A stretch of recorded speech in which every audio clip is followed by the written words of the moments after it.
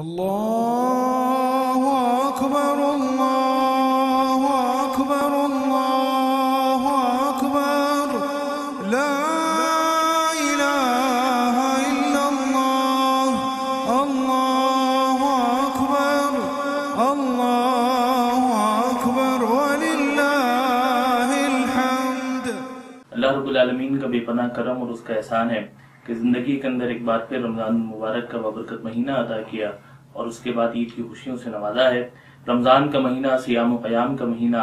تعلق اللہ کا مہینہ، انفاق فی سبیل اللہ کے ذریعے، ترتیل قرآن کے ذریعے اللہ تعالیٰ سے تعلق کو مضبوط کرنے کا مہینہ ہے۔ لیکن یہ مہینہ جب سال میں ایک بار پھر ہمیں عطا ہوتا ہے تو اس کا مقصد یہ ہوتا ہے کہ اس کے نتیجے میں ہم تقویٰ کی روش اختیار کریں کہ رمضان کی فضیلت قرآن مجید اور رمضان کا مقصد تقویٰ کی روش حاصل کر لینا ہے، اور یہی وہ مقصد ہے کہ جو یہ رمضان المبارک بھی بار بار اپنی جانب متوجہ کر رہا تھا۔ رمضان کا یہ پیغام کہ اپنی سیرت و کردار کے اندر تبدیلی پیدا کریں، اور وہ تبدیلی پیدا کریں کہ ہر لمحے یہ احساس موجود رہے کہ کوئی دیکھے نہ دیکھے اللہ رب العالمین کی ذات ہمیں دیکھ رہی ہے۔ اور جب یہ روش تقویٰ کی ہمارے اندر پیدا ہو جاتی ہے تو پھر ہم جھوٹ سے دور رہتے ہیں، غیبت سے پاک رہتے ہیں، اللہ تعالیٰ کی نافرمانی سے پاک رہتے ہیں، اور ہمارا تعلق مسجد سے، نماز سے، قرآن سے اسی طرح جڑ جاتا ہے کہ جس طرح رمضان کے مہینے کے اندر جڑ جاتا ہے۔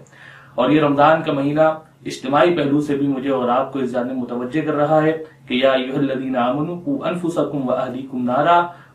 وقودھا الناس والحجارہ، لوگوں جو ایمان لائے ہو بچاؤ اپنے آپ کو اور اپنے اہل خانہ کو اس آگ سے جس کا ایندھن انسان اور پتھر ہوں گے۔ اس آگ سے بچانے کے لیے آگے بڑھیں، سہارا بنیں، اپنی انفرادی زندگی کے اندر تبدیلی پیدا کریں، اس سے اجتماعی ماحول کو تبدیل کریں اور اس کے نتیجے میں اللہ تعالیٰ کا تعلق پیدا کریں۔ وہیں رمضان کا یہ مہینہ ایک اور درس اور پیغام دیتا ہے کہ چونکہ اجتماعی ماحول کے اندر سیام و قیام کی برکتیں ہوتی ہیں، خیر کے پہلو کو آگے بڑھنے کے لیے لوگوں کا تعلق مسجد سے جڑ جاتا ہے، اور ایک اجتماعی ماحول ہوتا ہے کہ جو مجھے اور آپ کو نیکی کی جانب راغب کر رہا ہوتا ہے۔ تو اس اجتماعی ماحول سے جڑنے کے لیے پوری زندگی کے اندر رمضان کی انہی برکات کو حاصل کرنے کے لیے کسی ایسی اجتماعیت کے ساتھ اور اس اجتماعی ماحول کے اندر اپنی تربیت کے لیے جڑ جانا ضروری ہے کہ جس کے نتیجے میں اور آپ اپنی تربیت کر سکیں، اپنا تزکیہ کر سکیں اور اللہ تعالیٰ کے ساتھ اس تعلق کو مزید مضبوط کر سکیں۔ اس لیے رمضان کا مہینہ کوئی ٹریڈیشنل فیسٹیول نہیں ہے جو سال میں ایک بار ہماری زندگی کے اندر آتا ہے اور گزر جاتا ہے،